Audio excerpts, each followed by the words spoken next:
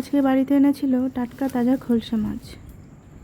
ছোটো মাছ বাড়িতে আনলে শাশুড়ি মাই কাটা বাছা করে, আমাকে কাটতে দেয় না। আমার অনেকটা সময় লেগে যায়, পারি না একেবারে তা না, কিন্তু অনেকটা সময় লাগে।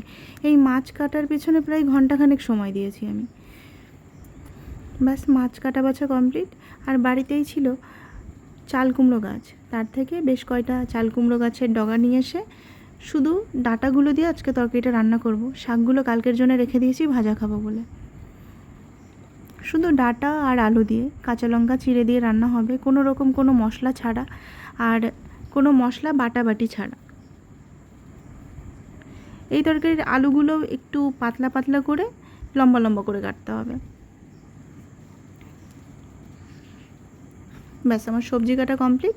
এবার মাছে লবণ হলুদ মাখিয়ে মাছটা ভেজে নেব। মাছটা যদি ভাজা খেতে হয় তাহলে আমার মনে হয় একটু কড়া করে ভাজতে হয়, আর যদি তরকারিতে দিতে হয় তাহলে অত কড়া করে ভাজলে ছোটো মাছের যে গুণটা সেটা হয়তো থাকে না। তাই আমি একটু হালকা করেই ভেজেছি, একেবারে হালকাও না। মাছ ভেজে তুলে রেখেছি। এবার ওই সামান্য তেলেই তেজপাতা আর রাঁধুনি ফোড়ন দিয়ে কাঁচা লঙ্কাটাকে ভেজে নেব। একটু ঝাল ঝাল করতে হয় তরকারিটা, আর যেহেতু কাঁচা লঙ্কার ঝাল অতটা ক্ষতি নেই। তার মধ্যে আলুটা দিয়ে যতটা পরিমাণ লবণ হলুদ তরকারিতে যাবে ততটাই আলুতে দিয়ে আলুটা ভেজে নিয়ে তার মধ্যে ডাঁটাগুলো দিয়ে দেবো।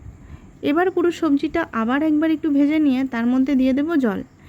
আমার শ্বশুরবাড়িতে ছোটো মাছের একটু ঝোল খাই, আর বাপের বাড়িতে একটু শুকনো শুকনো খাই, দুটোই ভালো লাগে। তো আমি আজকে একটু ঝোলঝোলি করেছিলাম। একবার ঢেকে রেখে ঢাকনা খুলে তার মধ্যে মাছ দিয়ে আবার একবার ঢেকে দেব।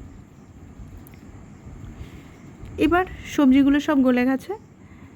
শেষে নামানোর আগে দিয়ে দেবো একটু ভাজা জিরের গুঁড়ো, যেটা আমি ঘরে সবসময় রেডি করেই রাখি। ব্যাস আজকের লাঞ্চের তরকারি রেডি। খুব হেলদি আর টেস্টি খাবার।